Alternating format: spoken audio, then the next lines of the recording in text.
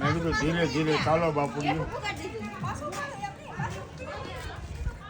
વર્ષો પછી માતાજીના દર્શન કરવા પગપાળા નિષેધથી મેં આવ્યા છીએ ઉપર. 1971-72ની અંદર પૂજ્ય બજરંગદાસ બાપુ અને શામળા બાપુ એમના હસ્તે આ પથ્થરો લગાવેલા. આજે જો એની હયાતી નથી પણ પથ્થર છે. ધર્મનું કાર્ય કરતા હોય એ ઉગતું હોય છે અને યાદી રહી. આજે કહેવું પડે કે આ મહાપુરુષોએ વર્ષો પહેલાં મોટું ઉમદા કામ કરેલું છે.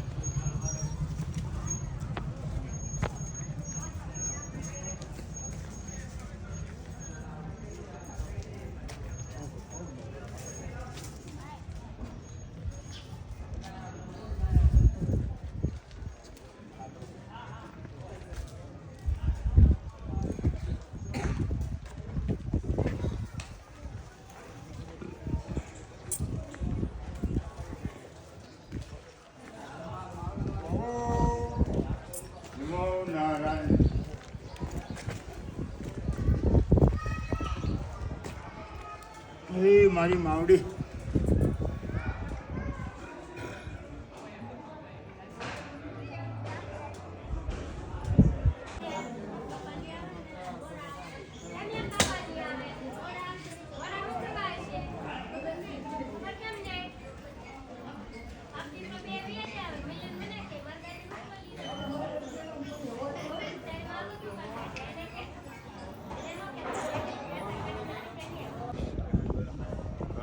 કે માં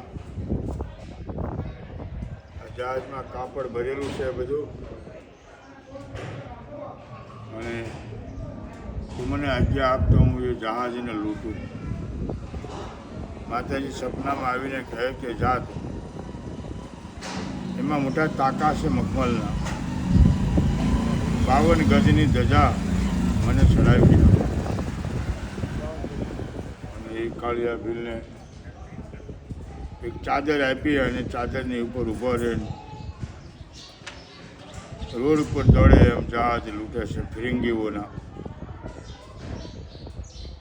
ત્યારે માતાજીએ કીધેલું કે દ્વારકા જાય છે, રણછોડરાયનું જહાજ છે, એમાં દ્વારકાનો સામાન ભરેલો છે, એમાં થોડું કાપડ જ લેજે, બીજું લૂંટતો નહીં. અને એમાં સારું જે કાપડ હતું એમની પત્ની માટે રાખ્યું, અને બીજી 52 ગજની ધજા માતાજીએ ચડાવી. એવો બધો એનો ઇતિહાસ છે. અને એ ભીલની દેવી તરીકે આજે કોટડા પ્રસિદ્ધિ પામી છે. મારી બાલ્ય અવસ્થા એટલે આજે મારી 50 વર્ષની ઉંમર થઈ છે. ત્યારે અમુભાઈ વાણિયા હતા એમની સેવામાં, અને અહીં દેશી નળિયાનું મકાન હતું માતાજીનું 18x20નું. એમાં માતાજીનું મઢ, મંદિર, આ બધું. હું મિત્રો 71ની વાત કરું છું, 71 પહેલાંની. હા, મારી બાલ્ય અવસ્થાથી હું આવું છું.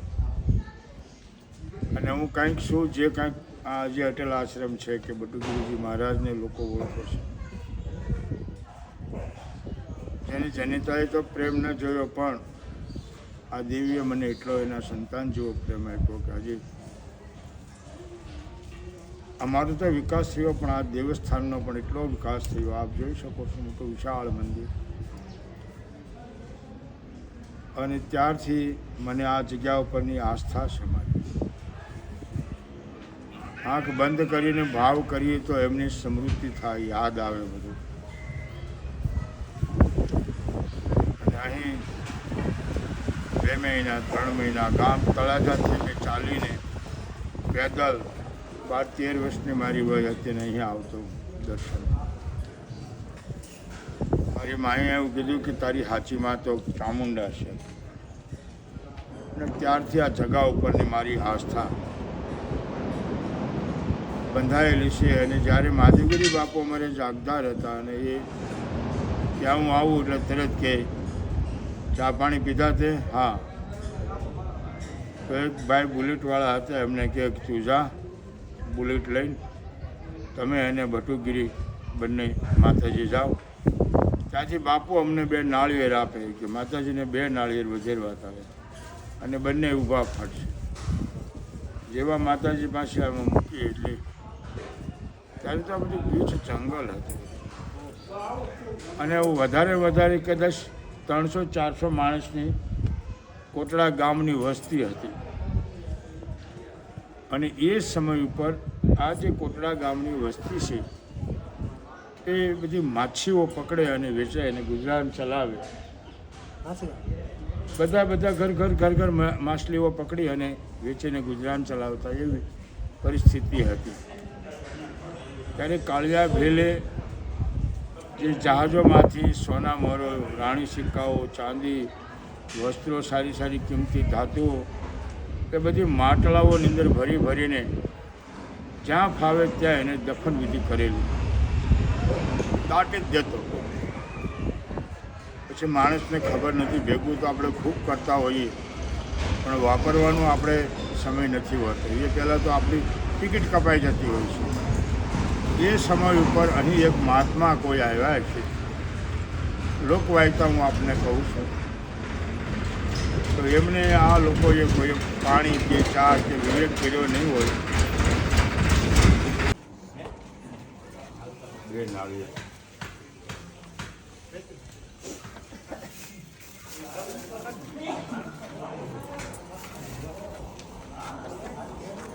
અને કેટલા પૈસા? કેટલા વાળી છે? 30 વાળી.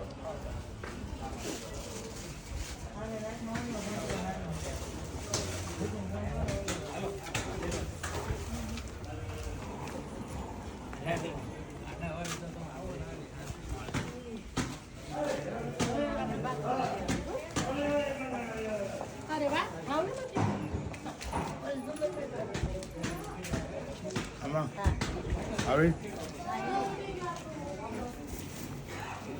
કેટલા પૈસા છે?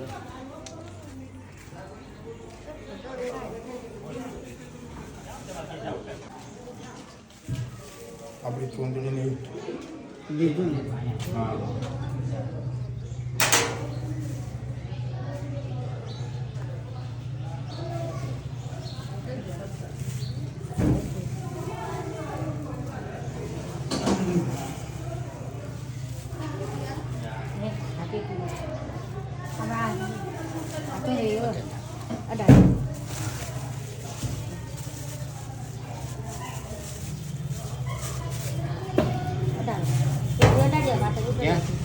માતા એ એવડી સુંદરી માળી ન હોય, મોટી હોય તો જ ચડાવે. ના એ તો ચરી ફળારે હોય, એ સુંદરી ન ચડાવવાની. મોટી હોય તો હોતી હોય તો તમને આપી દઈ પાછી. જો બીજી આપી જો રેડી મારો બાપ. પ્રસાદ બહાર ચડાવવાનો, ભાંગ બજારવાનો. રડ તો મૂકો તો તમારી ઈચ્છા, બરોબર.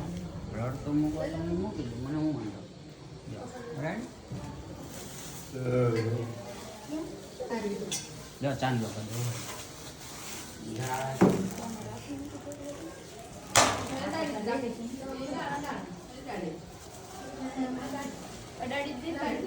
પ્રસાદ લઈ લઈશું.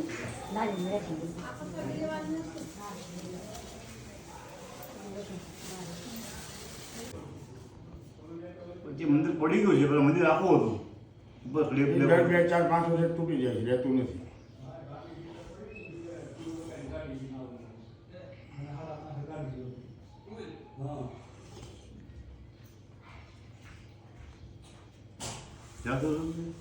હું આણંદ સ્કૂલમાં ભણતો હતો, 4થું ધોરણ. મને કોઈ તકલીફ હતી એટલે મારી માં કહેતી કે આપણી ચામુંડા કુળદેવી છે. ચાની પર લોલ લગાવ્યો મારો, ધીરે કરતા કહે તુલસી બાપુને 1005 રૂપિયાનું બિલ છે ને, એ આવી ગયેલું હે, એ એને આપજો.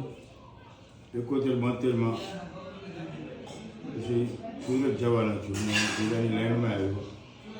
ત્યાં પાછું માતાજીનો સંકેત મળ્યો કે તારે સાધુ થવાનું છે, તારે મારી ભક્તિ કરવાની છે કે મને આપેલો બોલ ભૂલી ગયો છો તો. અને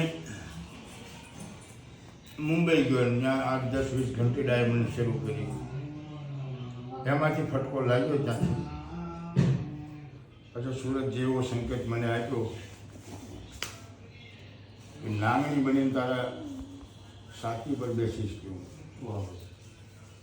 હું બબુલના ઝાડ બધા ગીસ આ એરિયાની અંદર જ્યાં મારું અટલ આશ્રમ સુરત છે ત્યાં સામે કિનારે અંબાજીના મંદિરથી આવીને સામે જોઉં એટલે મને એમ થાય કે અહીંયા આવીને આપણે ભજન કરવું જોઈએ. ત્યાં હું આવ્યો એટલે એક ડોશીમાં અમને મળ્યા. ક્યાં રહેવાનું છે? હું પૂછું આ તો જંગલ છે.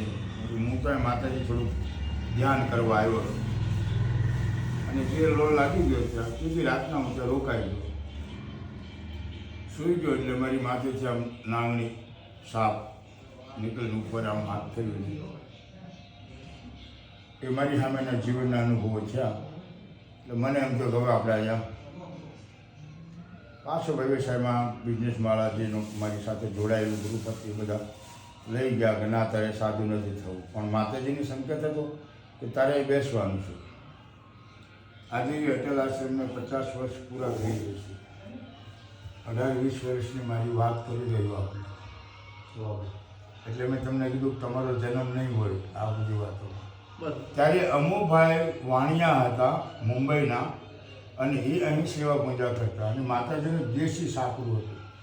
15-20-25 ત્રિશૂળો લાગેલા હતા. ખાલી જે અત્યારે થપ્પો લાગેલો છે માતાજીને ત્રિશૂળનો એટલા જ હતા. એમ કોઈ આવે તો જમાડે. પછી હું આવું એટલે મને કે છોકરા તું ચા બનાવ આ બનાવ એમ કરતાં આજે આ જગ્યાનો પણ વિકાસ થયો. એમાં મારી પણ માતાજીએ ખૂબ પ્રગતિ કરી, ખૂબ વિકાસ કર્યો છે.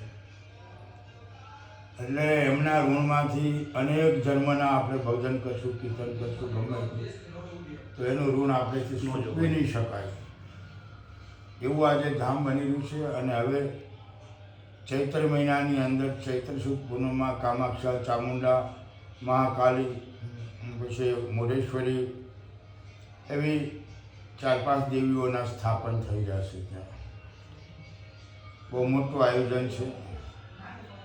અને માતાજીએ સંકેત જે આપેલો એ બધું પૂર્ણ થયું છે.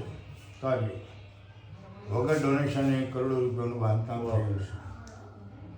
હું આપને પણ કહું સુરત આવવાનું થાય તો અટલ આશ્રમ પર એકવાર જરૂર પધારજો.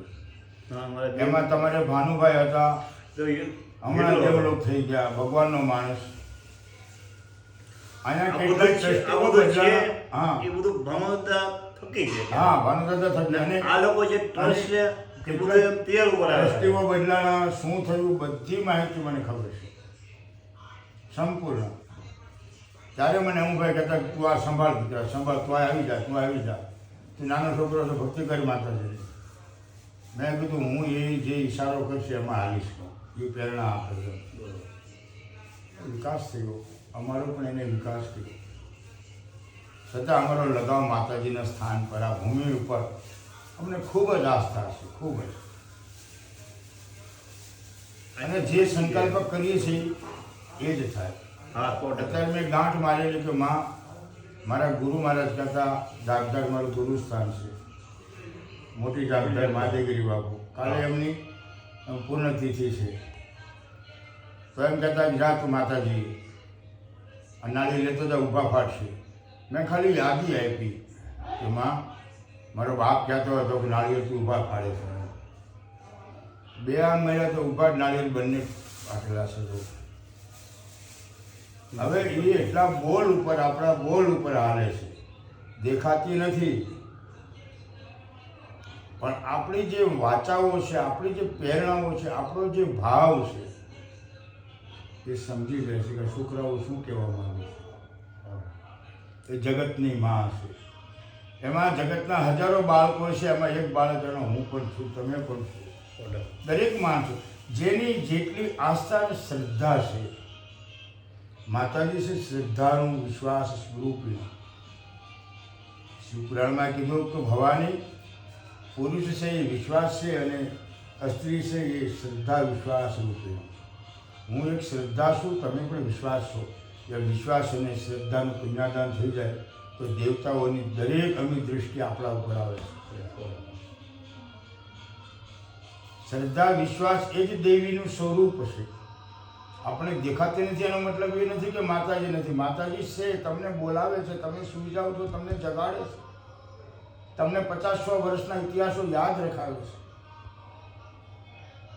અને એ કાળિયા ભીલના દેવી તરીકે પ્રસિદ્ધિ થઈ આ એરિયામાં. ત્યારે જ્યારે 71-72માં હું આવતો ત્યારે કદાચ વધારે 250 માણસોની વસ્તી છે આ એરિયામાં. કોટડાની 250 થી 300 માણસની વસ્તી છે. બધા માછીમારો ભાઈ રહેતા અને એ ગુજરાત ચલાવતા.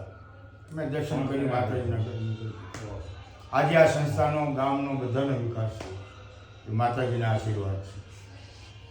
મારી જાણમાં જે મને ખ્યાલ હતો એ આપણે એને બતાવ્યું. હા 100% બિલકુલ સાચી વાત. અને આ બધી વસ્તુઓ એક આસ્થા બંધાયેલી હોય છે માણસને. એક ડૉક્ટર ઉપર વિશ્વાસ હોય છે માણસને કે આ ડૉક્ટરની દવા લઉં તો હું સારો થઈ જઈશ. એમ માતાજી ઉપર એક નાળિયેરના ડોડા ઉપર વિશ્વાસ રાખો ને તોય તમારું કાર્ય કરી નાખે છે. એ આ દેવી છે. ભલે જય માતાજી. આપણે મળીને ખૂબ આનંદ થયો. રોકાઈ જાઓ. હવે અત્યારે અમારે જાગતા રોકાવાનું છે.